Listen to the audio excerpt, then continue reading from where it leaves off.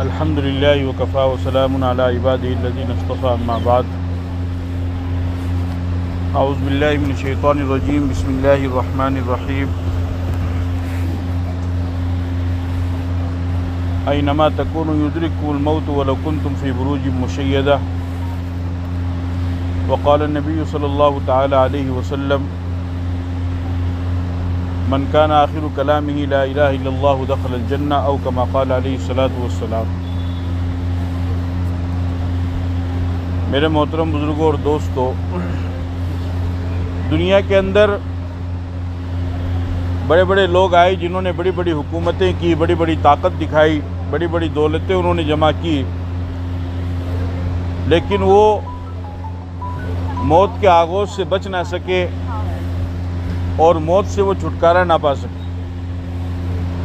اور اس میں کسی بھی طرح کا کسی کا کوئی اختلاف نہیں ہے، چاہے وہ انبیاء کرام ہو، اولیاء کرام ہو، یا اسی طریقے سے دنیا کے بڑے بادشاہ ہو، حکمران ہو، سلاطین ہو، ان میں سے کوئی بھی ہمیشہ رہنے کے لیے نہیں آیا۔ انبیاء کرام علیہ الصلاۃ والسلام اللہ کے برگزیدہ بندے ہیں، اللہ کے منتخب شدہ بندے ہیں، اور اس کائنات کے اندر وہ سب سے بڑا اور سب سے عظیم الشان، سب سے پاکیزہ طبقہ ہے۔ حضرت آدم علیہ الصلاۃ والسلام سے لے کر محمد الرسول اللہ صلی اللہ علیہ وسلم تک 1,24,000 جتنے بھی انبیاء کرام آئے، ان تمام انبیاء کرام کو بھی اللہ تعالیٰ نے ایک وقت کے لیے دنیا کے اندر بھیجا، اور جب ان کا وہ وقت پورا ہوا تو پھر اللہ رب العزت نے ان کو اپنے پاس میں بلا لیا۔ تو انبیاء کرام علیہ الصلاۃ والسلام جو سب سے عظیم لوگ ہوتے ہیں، کائنات کے سب سے بزرگ ہستیاں ہوتی ہے، جب وہ ہمیشہ رہنے کے لیے نہیں ہے تو بعد میں پیچھے کوئی بھی انسان یا کوئی بھی مخلوق ایسی نہیں بچتی ہے جو یہ دعویٰ کرے کہ ہم ہمیشہ رہیں گے۔ قرآن کریم میں اللہ تعالیٰ نے فرمایا کل من علیہا فان ویبقى وجہ ربک ذو الجلال والاکرام، کہ کائنات کے اندر جتنی بھی چیزیں ہیں ان تمام چیزوں کے اوپر فنا طاری ہونے والا ہے، اور وہ تمام چیزیں ختم ہونے والی ہیں اپنے اپنے وقت پر، اور ہمیشہ باقی رہنے والی ذات وہ صرف اور صرف اللہ رب العزت کی ہے، اللہ کے علاوہ اور کسی کی نہیں ہے۔ پھر نبیوں میں ہمارے نبی پاک صلی اللہ علیہ وسلم کا مقام اور مرتبہ سب سے زیادہ ہے، سب سے افضل ہے۔ آپ تمام انبیاء کے سردار ہیں، تمام انبیاء کے امام ہیں۔ اللہ رب العزت کی ذات کے بعد آپ علیہ الصلاۃ والسلام کا مقام اور مرتبہ کائنات میں سب سے زیادہ ہے، کہ اللہ رب العزت نے آپ علیہ الصلاۃ والسلام کے مقام کو بلند کیا، آپ کی عظمت کو بلند کیا۔ قرآن کریم کے اندر اللہ تعالیٰ نے اس کو بیان فرمایا وَرَفَعْنَا لَكَ ذِكْرَكَ، ہم نے آپ کی ذکر کو بلند کیا ہے۔ چنانچہ آپ اذان میں دیکھیے کہ اذان میں جہاں پر اللہ کی وحدانیت کا اقرار کیا جاتا ہے، وہیں پر رسول کی رسالت کا بھی اقرار کیا جاتا ہے۔ مؤذن جب اشہد ان لا الہ الا اللہ کہتا ہے تو وہ ساتھ میں اشہد ان محمد رسول اللہ بھی کہتا ہے۔ تو گویا کہ جس طریقے سے پوری دنیا کے اندر اذان ہوتی ہے اور وہاں پر اللہ کی وحدانیت کا اقرار کیا جاتا ہے، اللہ کا نام لیا جاتا ہے، وہیں پر رسول پاک صلی اللہ علیہ وسلم کی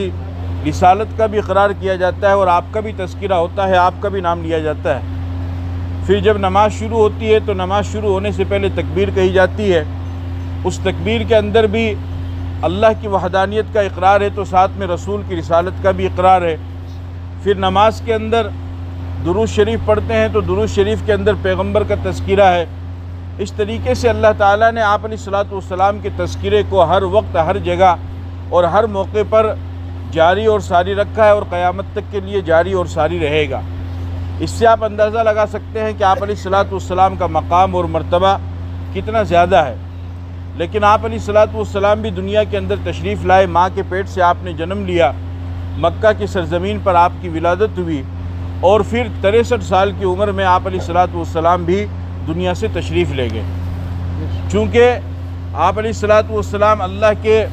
بے شک بہت بڑے نبی تھے اور بہت بڑے رسول بھی تھے، بلکہ تمام نبیوں کے سردار تھے، لیکن آپ مخلوق تھے، آپ اللہ کے بندے تھے، اور ہمیشہ رہنے والی ذات جو ہے وہ صرف اللہ کی ہے، بندے کی نہیں ہے، مخلوق کی نہیں ہے۔ لہذا مخلوق میں جو بھی آئے گا اس کو جانا پڑے گا، وہ ہمیشہ رہنے کے لیے نہیں ہے۔ آپ علیہ الصلوۃ والسلام کا مقام اور مرتبہ جس طریقے سے بیان کیا گیا ہے، بتایا گیا ہے، اس سے تو بظاہر ایسا لگتا ہے کہ شاید آپ بھی دنیا سے نہیں جانے والے ہیں، لیکن آپ کو بھی دنیا سے جانا پڑا، تو پھر پیچھے تو کوئی بھی انسان ایسا نہیں بچتا ہے جو یہ دعویٰ کرے کہ میں ہمیشہ رہوں گا، اس لیے کہ آپ کا مقام اور مرتبہ بہت زیادہ ہے۔ جب آپ علیہ الصلوۃ والسلام کا انتقال ہوا تو آپ حضرات جانتے ہیں کہ صحابہ کرام رضوان اللہ تعالیٰ علیہ مجمعین کے لیے اس سے زیادہ کوئی مصیبت اور تکلیف کی بات نہیں ہو سکتی تھی، اس لیے کہ صحابہ اپنا سب کچھ پیغمبر پر قربان کرنے کے لیے تیار تھے، اپنا سب کچھ پیغمبر پر لگا دینے کے لیے تیار تھے، اور لگا دیتے تھے اور قربان کرتے تھے، آپ کے ایک اشارے کے اوپر اپنی جان کو قربان کر دیا کرتے تھے۔ اور ایک حدیث کے اندر تو آتا ہے کہ آپ علیہ الصلوۃ والسلام نے ایک موقع پر ارشاد فرمایا بیٹھ جاؤ، جمعے کا خطبہ آپ دے رہے تھے، تو ایک صحابی کو دیکھا کہ وہ جہاں پر چپل کھولتے ہیں وہیں پر بیٹھ گئے۔ ان سے پوچھا کہ تم یہاں کیوں بیٹھ گئے؟ میں نے تو اندر بیٹھنے کے لیے کہا۔ تو فرمانے لگے کہ آپ کی آواز میرے کان میں آئی تو میری غیرت نے گوارہ نہیں کیا کہ پیغمبر کی آواز کان میں پڑے اور پھر اس کے بعد میں ایک قدم بھی آگے بڑھاؤں، لہذا میں یہیں پر بیٹھ گیا۔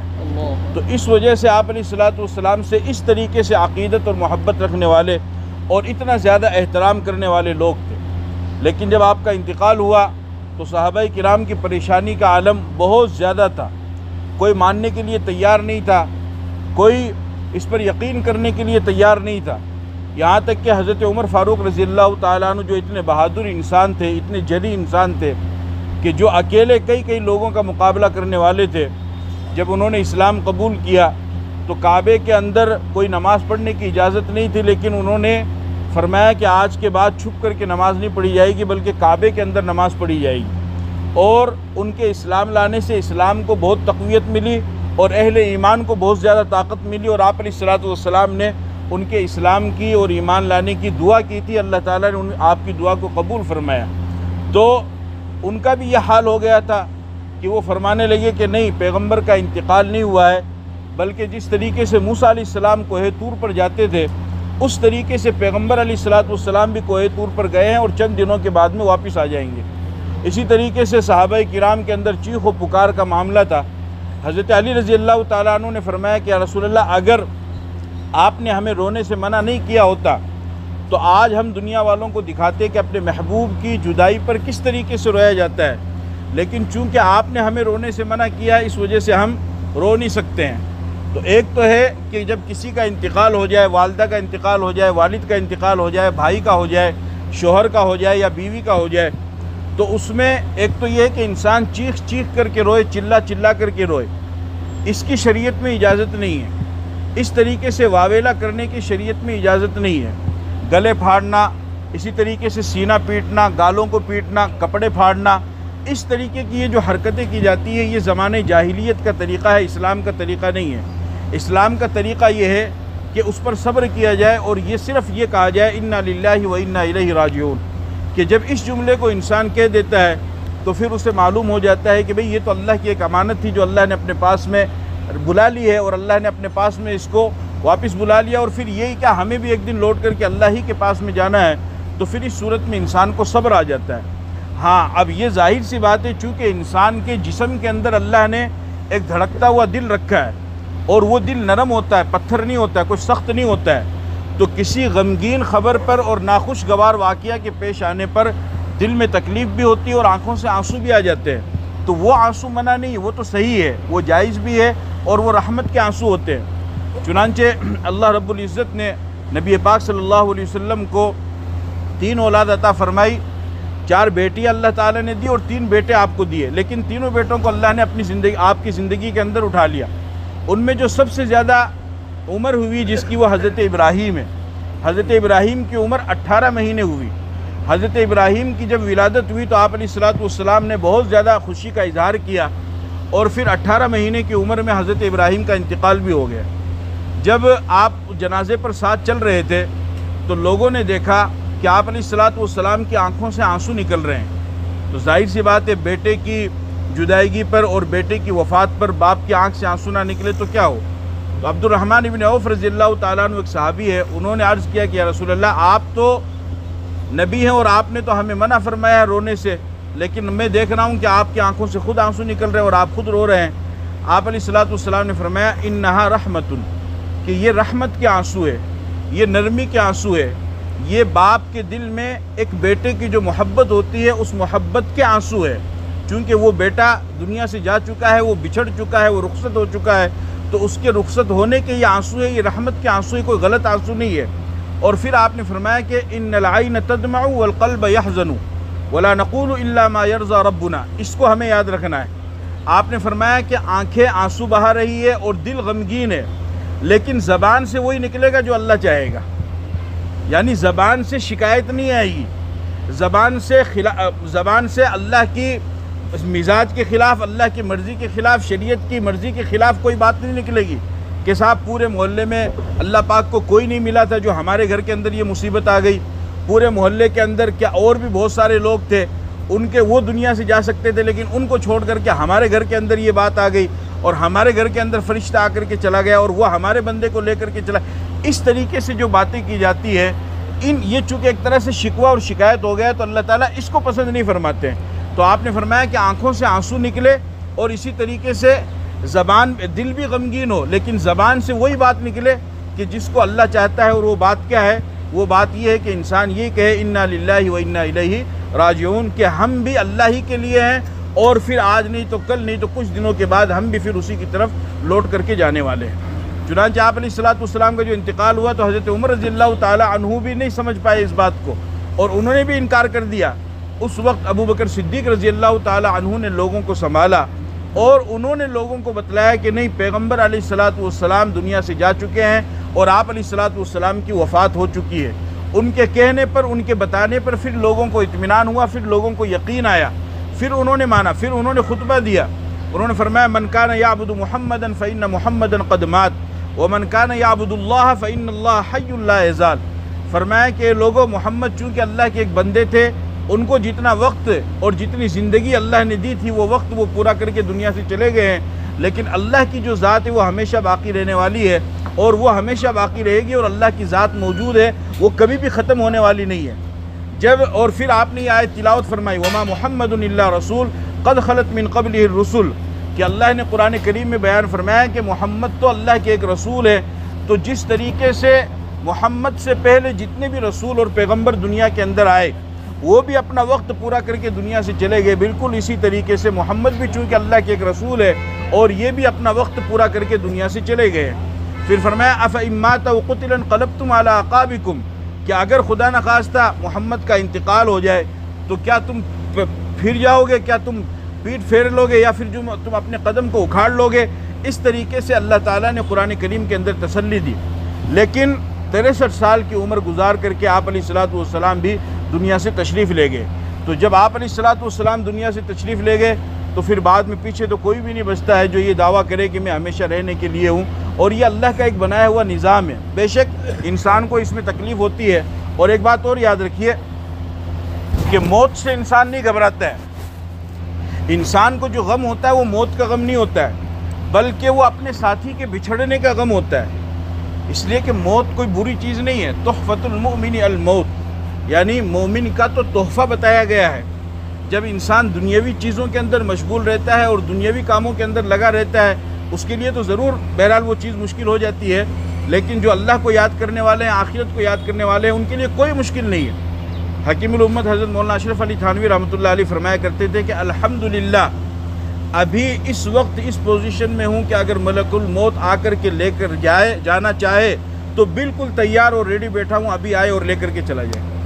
ایسے بہت سے اللہ والے گزرے ہیں دنیا کے اندر کہ انہوں نے بالکل کسی چیز کی کوئی پرواہ نہیں کی، بلکہ انہوں نے موت کو بھی پیچھے ڈالا اور اسی طریقے سے جنت کو بھی ڈالا۔ علامہ ابن الفارض رحمۃ اللہ علیہ جب ان کا انتقال ہونے لگا ان کے سامنے جنت پیش کی گئی تو انہوں نے جنت سے منہ پھیر لیا اور فرمانے لگے کہ اگر میری ساری عبادت اور ساری نیکیوں کا خلاصہ اور رزلٹ یہی ہے جو میرے سامنے پیش کیا جا رہا ہے تو میں نے تو اپنی زندگی برباد کر لی ہے، میں نے تو اپنی زندگی برباد کر لی ہے۔ جبکہ ہم سب ظاہر سی بات ہے اللہ کی رضا کے لیے اعمال کرتے ہیں، لیکن جنت بھی دل کے اندر ہوتی ہے اور اس کا اللہ نے حکم بھی دیا، کوئی غلط بھی نہیں ہے۔ فرمایا کہ میں تو اللہ کا دیدار کرنا چاہتا ہوں، اللہ کی زیارت کرنا چاہتا ہوں، جنت تو بہت بعد کی چیز ہے۔ تو اس طریقے سے وہ حضرات تیار رہا کرتے تھے۔ اور پھر اسی طریقے سے موت اگر بری چیز ہوتی تو کوئی اس کی تمنا نہیں کرتا، کوئی اس کی خواہش نہیں کرتا، کوئی بھی اس کی تمنا نہیں کرتا۔ لیکن آپ حضرات اچھی طریقے سے جانتے ہیں کہ اگر کسی کے بارے میں معلوم ہو جائے کہ اس کی اچھی موت آئی ہے تو انسان خود تمنا کرتا ہے۔ اگر آپ کو یہ معلوم ہو جائے کہ فلاں حاجی صاحب نماز پڑھ رہے تھے اور نماز پڑھتے ہوئے سجدے میں گئے اور سجدے میں ان کی موت آ گئی، تو بتاؤ کون سا ایسا مسلمان ہوگا جو یہ تمنا نہیں کرے گا کہ اللہ مجھے بھی ایسی موت دے؟ ہر مسلمان یہ چاہے گا کہ اللہ مجھے ایسی موت دے۔ وہ کوئی صاحب حج کرنے کے لیے گئے اور طواف کر رہے ہیں اور طواف کرتے ہوئے ان کی وہاں پر موت آ گئی، ہاں ذکر کرتے ہوئے موت آ گئی، قرآن کی تلاوت کرتے ہوئے موت آ گئی، عبادت کرتے ہوئے موت آ گئی، خدمت کرتے ہوئے موت اس طریقے سے نیکیوں کی اچھی حالت میں اگر کسی انسان کی موت آئے تو ہر انسان یہ تمنا کرتا ہے کہ اللہ ہمیں بھی ایسی موت دینا۔ تو اگر وہ غلط ہوتی یا بری چیز ہوتی تو کوئی بھی اس کی تمنا نہیں کرتا۔ لیکن جو غم ہوتا ہے وہ ساتھی کے بچھڑنے کا ہوتا ہے، اور وہ بھی عارضی غم ہے، یعنی یہ بھی اللہ کا نظام ہے کہ اللہ پاک نے انسان کے دل کے اندر صبر رکھا ہے۔ اور چونکہ ہم مسلمان ہیں تو مسلمان ہونے کے ناطے دو راستے انسان کی زندگی کے اندر آتے ہیں، دو حالات انسان کی زندگی کے اندر آتے ہیں، ایک خوشی کے حوال اور ایک غم کے حالات۔ جب خوشی کے حالات ہوں تو اس وقت شکر ادا کرنا چاہیے، اور جب غم کے حالات ہوں تو اس وقت صبر کرنا چاہیے۔ خوشی کے حالات میں اگر انسان شکر ادا کرے تو وہ شکر کے راستے سے جنت میں چلا جائے گا، اور غم کے حالات میں اگر انسان صبر کرے تو وہ صبر کے راستے سے جنت میں چلا جائے گا۔ شکر اور صبر یہ دونوں ہی راستے اللہ کی طرف لے کر کے جانے والے ہیں، اور یہ دونوں ہی راستے بہترین راستے ہیں، اور شریعت نے کسی بھی موقع پر انسان کو، خاص طور پر مسلمان کو، خالی نہیں رکھا ہے۔ لہذا جو غم ہوتا ہے وہ ساتھی کے بچھڑنے کا ہوتا ہے، اور یہ بھی اللہ نے کرم کیا کہ اللہ تعالیٰ نے بھولنے کی عادت اور جو ہے انسان کے اندر رکھی ہے کہ تھوڑا وقت گزرنے کے بعد 2 دن 4 دن 10 دن 20 دن مہینہ 2 مہینہ گزرنے کے بعد پھر انسان ان چیزوں کو دھیرے دھیرے بھولتا ہے اور پھر اپنے کام کاج میں لگتا ہے۔ اگر خدا نہ خواستہ یہ بھولنے کی بیماری نہ ہوتی اور یہ انسان اس کو ہمیشہ یاد ہی رکھتا، تو اگر باپ قبر کے اندر گیا ہے تو 1 ہفتے کے بعد پھر بیٹا بھی قبر میں پہنچ جاتا، پھر اس کے 1 مہینے کے بعد پوتا بھی قبر، اس لیے کہ غم کو بھول نہیں پاتا انسان۔ لیکن اللہ پاک غم کو دھیرے دھیرے بھلا دیتے ہیں تو وہ چیزیں ختم ہوتی جاتی ہے۔ ہاں یہ بات ضرور ہے کہ اگر کوئی قریبی رشتہ دار بچھڑ جائے تو یہ بہت ہی اہم ہوتا ہے۔ جیسے مثال ایک والدہ ہے تو ماں کا جنازہ اگر بیٹوں کے کندھے پر آ جائے تو اس سے بڑے غم کی بات تو اور کچھ ہو نہیں سکتی ہے۔ بوڑھے شوہر کا جنازہ، بیوی کا جنازہ شوہر کے کندھے پہ آ جائے، اور اسی طریقے سے جو ہے بہن کا جنازہ بھائیوں کے کندھے پر آ جائے، تو اس طریقے سے غم تو ہوتا ہے، لیکن اس غم کے ماحول میں بھی ہمیں صبر کرنا ہے، اور جب ہم صبر کر لیں گے تو صبر کرنے کی وجہ سے اللہ تعالی ہمیں اس راستے سے ہمارے لیے بھی جنت کا فیصلہ فرمائیں گے اور آگے ان کے لیے بھی جنت کا فیصلہ فرمائیں گے۔ اس لیے کہ ہمارے رونے اور دھونے سے اور ہمارے شکایت کرنے سے جو معاملہ ہو چکا ہے وہ تو دوبارہ آنے والا ہے نہیں، وہ تو دوبارہ پلٹ کر کے آنے والا نہیں۔ قرآن میں اللہ نے واضح فرما دیا وَحَرَامٌ عَلَىٰ قَرْيَةٍ أَهْلَكْنَاهَا أَنَّهُمْ لَا يَرْجِعُونَ، کہ ہم نے جس بستی کو ایک مرتبہ ہلاک کر دیا، یعنی جو ایک مرتبہ ختم ہو گیا وہ دوبارہ کبھی بھی پلٹ کر کے اور دوبارہ کبھی بھی وہ لوٹ کر کے نہیں آئے گا۔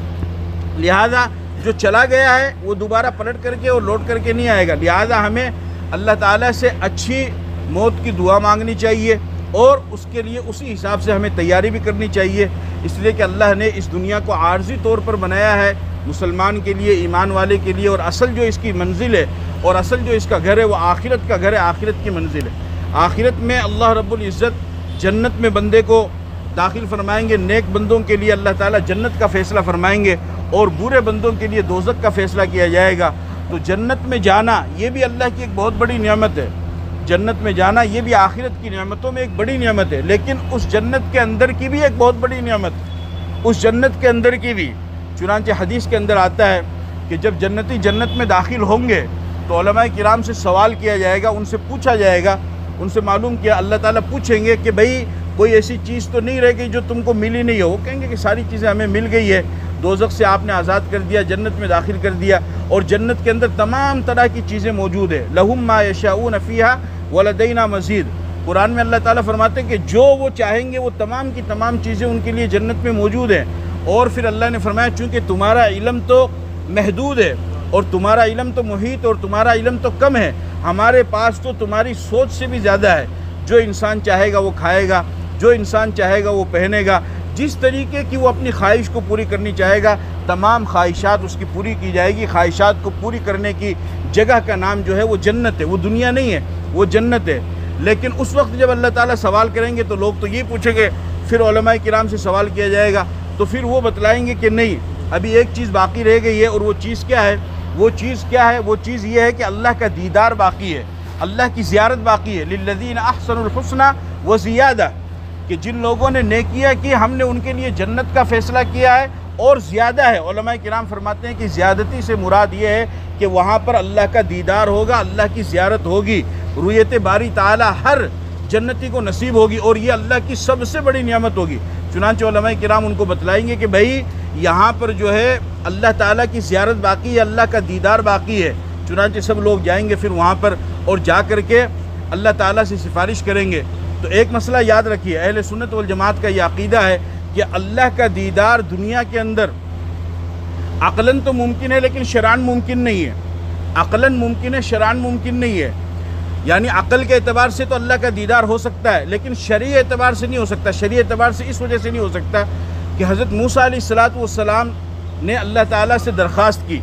موسیٰ علیہ السلام بات کیا کرتے تھے۔ آپ جانتے ہیں کہ جب کسی سے محبوب سے بات ہوتی ہے تو پھر انسان چاہتا ہے کہ تھوڑا وقت گزرنے کے بعد اس کی زیارت بھی ہو، اس کا دیدار بھی، اس سے ملاقات بھی ہو۔ تو موسیٰ علیہ السلام بات کیا کرتے تھے، وہ کلیم تھے۔ کلم اللہ موسیٰ تکلیما، اللہ نے ان کو کلیم ہونے کا شرف عطا فرمایا۔ تو پھر انہوں نے ایک مرتبہ اللہ تعالیٰ سے درخواست کی، قرآن میں اس کا پورا واقعہ تفصیل سے موجود ہے۔ رب ارینی انظر الیک، کہ اے میرے رب میں آپ کو دیکھنا چاہتا ہوں۔ اللہ پاک نے فرمایا لن ترانی، تم مجھے نہیں دیکھ سکتے ہو۔ یہاں سے علماء کرام فرماتے ہیں کہ جب اللہ نے موسیٰ علیہ السلام کو منع کر دیا تو بعد میں دنیا کے کسی انسان کی آنکھ کے اندر یہ طاقت نہیں ہے کہ وہ براہ راست اللہ کا دیدار کر لے، تو اس وجہ سے شرعاً ممتنع ہے۔ لہذا موسیٰ علیہ السلام درخواست کی، اللہ تعالیٰ نے منع کر دیا۔ وہ چونکہ اللہ کے کلیم تھے، وہ کہنے لگے کہ نہیں مجھے تو اللہ کا دیدار کرنا ہے۔ تو اللہ رب العزت نے ارشاد فرمایا کہ تم ایک کام کرو، یہ کوہ طور ہے، پہاڑ ہے، اس کے اوپر ایک تجلی پڑے گی، تم اس کو دیکھ لو، اگر یہ اپنی جگہ پر باقی رہا اور تم بھی اپنی جگہ پر باقی رہے تو تم میرا دیدار کر لو گے۔ انہوں نے فرمایا کہ ٹھیک ہے۔ چنانچہ اللہ رب العزت نے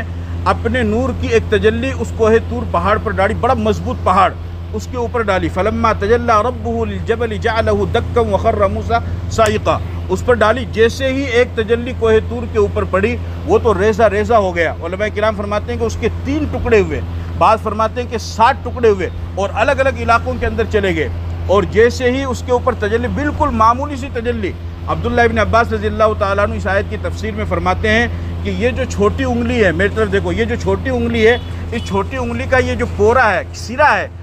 عبداللہ ابن عباس فرماتے ہیں کہ صرف اس سرے کے برابر اللہ تعالیٰ کی نور کی ایک تجلی پڑی کہ پورا کوہ طور جل کر کے خاکستر ہو گیا، ٹکڑوں میں تقسیم ہو گیا اور موسیٰ علیہ السلام بے ہوش ہو گئے۔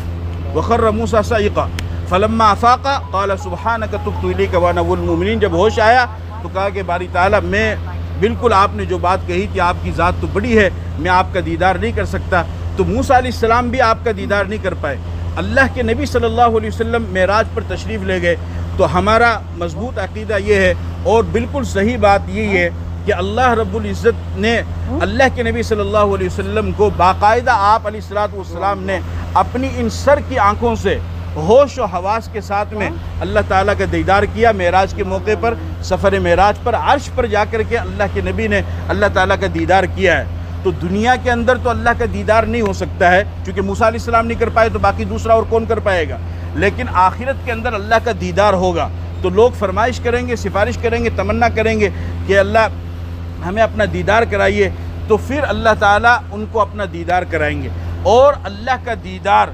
یہ جنت کی بھی سب سے بڑی نعمت ہے، دنیا کی سب سے بڑی نعمت ہے جنت کا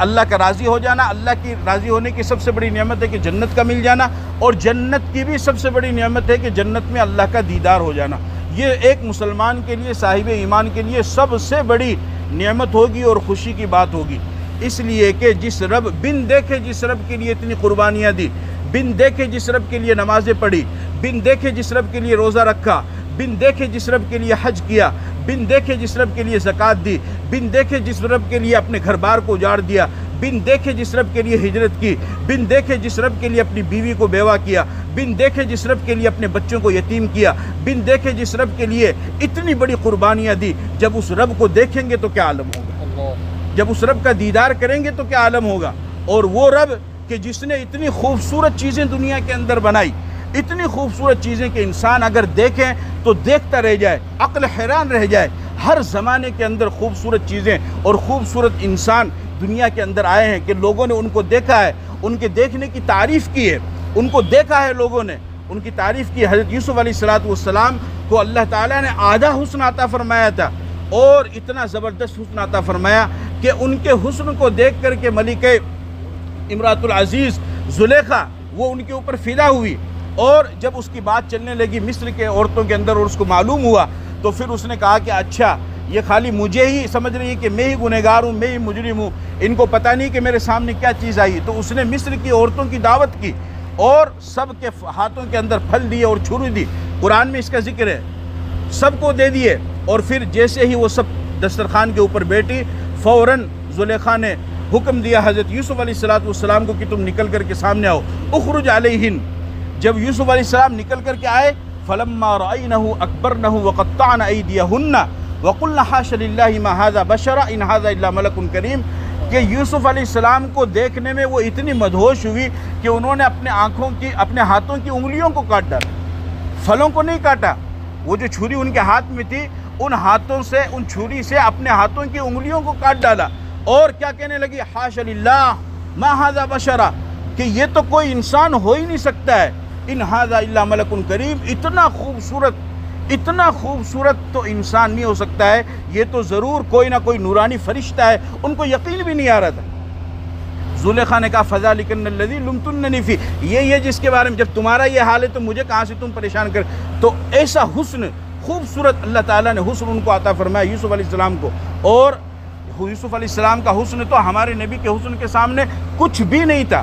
کسی بھی درجے میں نہیں تھا۔ اللہ تعالیٰ نے جیسا، وہ حسین تھے اور آپ علیہ السلام جمیل تھے۔ حسین کہتے ہیں جو ایک طرف سے خوبصورت نظر آئے، جمیل کہتے ہیں کہ جس کو چاروں طرف سے جدھر سے دیکھا جائے ادھر سے خوبصورت نظر آئے۔ آپ علیہ السلام جمیل تھے، چاروں طرف سے اللہ تعالیٰ نے آپ کو خوبصورتی عطا فرمائی تھی۔ ایسا خوبصورت نورانی چہرہ اللہ نے آپ کو عطا فرمایا۔ صحابہ کرام رضوان اللہ تعالیٰ علیہم اجمعین فرماتے ہیں، جابر ابن سمورہ کی روایت شمال ترمذی کی، وہ فرماتے ہیں کہ ایک مرتبہ میں نبی پاک صلی اللہ علیہ وسلم صحابہ کے درمیان بیٹھے ہوئے تھے مسجد نبوی کے اندر، فرمایا کہ یوں گھیرا لگا ہوا تھا، آپ علیہ السلام درمیان میں تھے اور صحابہ دائیں بائیں تھے، یوں حلقہ بنا رکھا تھا، اور اوپر 14ویں رات کا چاند چمک رہا تھا۔ چاند جب نکلتا ہے اس کی روشنی کم ہوتی ہے، اس کو شروع میں ہلال کہا جاتا ہے، پھر قمر کہا جاتا ہے، اور بدر کا جو چاند ہوتا ہے وہ 14ویں کا چاند ہوتا ہے اور وہ سب سے زیادہ چمکتا ہے۔ پھر اس کے بعد چاند ڈھلان کی طرف جاتا ہے اور 30 تاریخ تک وہ ڈھلتا رہتا ہے، پھر ایک کو نکلتا ہے تو وہ کمزور ہو جاتا ہے۔ تو بدر کا چاند، جابر ابن سمورہ فرماتے ہیں کہ میں کبھی آپ کے چہرے کو دیکھتا اور کبھی 14ویں کے چاند کو دیکھتا۔ فرماتے ہیں فَلَهُ عِنْدِي أَحْسَنُ مِنَ الْقَمَرِ، مجھے پیدا کرنے والے رب کی قسم میرے نبی کا چہرہ 14ویں سے بھی زیادہ چمک رہا تھا۔ 14ویں رات کا جو چاند ہے اس سے بھی زیادہ آپ علیہ السلام، ایسا بہترین خوبصورت چہرہ اللہ تعالیٰ نے آپ علیہ السلام کو عطا فرمایا۔ حضرت عائشہ فرمایا کرتی تھی لَوَامِ زُلَيْخَا لَيْرَعُونَ جَبِينَهُ لَآثَرْنَ بِالْقَتْلِ الْقُلُوبَ عَلَى الْأَيْدِي، کہ زلیخا کے مصر کی عورتوں نے یوسف کو دیکھا تو انہوں نے اپنے ہاتھ کی انگلیوں کو کاٹ ڈالا، اگر وہ میرے نبی کو دیکھ لیتی تو اپنے سینوں کو کاٹ ڈالتی۔ فرمایا لنا شمس وللآفاق شمس وشمس افضل من شمس السماء۔ حضرت عائشہ فرماتی ہیں کہ ایک تو دنیا والوں کا سورج ہے اور ایک میرا سورج ہے، لیکن دنیا والوں کا سورج تو شام کو غروب ہو جاتا ہے، اس کی روشنی ختم ہو جاتی ہے، لیکن میرا سورج یعنی میرے شوہر، میرے نبی محمد الرسول اللہ صلی اللہ علیہ وسلم، وہ جس طریقے سے دن میں چمکتے ہیں اس طریقے سے رات میں بھی چمکتے ہیں۔ ایسا خوبصورت چہرہ اللہ تعالیٰ نے آپ علیہ السلام کو عطا فرمایا۔ علامہ ذہبی رحمۃ اللہ علیہ فرماتے ہیں کہ آپ کو اللہ نے آپ کے حسن کو کم کر دیا، اس لیے کہ دنیا کے کسی انسان میں وہ طاقت نہیں تھی کہ وہ آپ علیہ السلام کے چہرے کو ڈائریکٹ دیکھ سکے، اور کوئی بھی صحابی ڈائریکٹ آپ علیہ السلام کے چہرے کو لگاتار نہیں دیکھ سکتا تھا، بلکہ وہ دائیں بائیں سے دیکھ۔ ایسا زبردست وجیح چہرہ اللہ تعالیٰ نے آپ علیہ السلام کو عطا فرمایا۔ ایسی خوبصورتیوں کو پیدا کرنے والا رب جب جنت میں وہ خود اپنا دیدار کرائے گا تو اس کا چہرہ کیسا ہوگا؟ اور اس وقت جو انسان کو خوشی ہوگی اس خوشی کا تو کوئی عالم ہو ہی نہیں سکتا ہے۔ اس وجہ سے اللہ تعالیٰ نے مسلمان کی جو منزل بنائی ہے وہ جنت ہے، وہ دنیا نہیں ہے، وہ آخرت ہے، اور آخرت سے گزر کر کے جنت ہے۔ اور جنت کی سب سے بڑی نعمت کیا ہے؟ وہ نعمت یہ ہے کہ اللہ کا دیدار ہوگا، اللہ تعالیٰ کو ہم دیکھیں گے۔ چنانچہ حدیث کے اندر آتا ہے کہ جب اللہ کو دیکھیں گے تو 70 سال تک بیٹھے رہیں گے اور دیکھتے ہی رہیں گے، اور اللہ تعالیٰ قرآن کریم کی تلاوت بھی فرمائیں گے، اور کچھ بھی کسی بھی انسان کو معلوم نہیں ہوگا، اور یہ سب سے بڑی اللہ کی نعمت ہے۔ تو مسلمان کے لیے موت اللہ نے ایک تحفے کے طور پر بنائی ہے، ہدیے کے طور پر بنائی ہے، لیکن شرط یہ ہے کہ ہم اسی حساب سے اس کی تیاری کریں، اور جو چلے گئے ہیں ان کے لیے دعائے مغفرت کریں، ان کے لیے ایصال ثواب کریں۔ اس کے علاوہ ہمارے پاس میں دوسرا کوئی بھی رستہ نہیں ہے۔ جتنے زیادہ ایصال ثواب ہم اپنے مرحومین کے لیے کریں گے اتنا ہی زیادہ فائدہ اور ثواب ان کو ملتا رہے گا۔ اللہ تعالیٰ مجھے اور آپ کو عمل کی توفیق عطا فرمائے۔ وآخر دعوانا الحمدللہ رب العالمین۔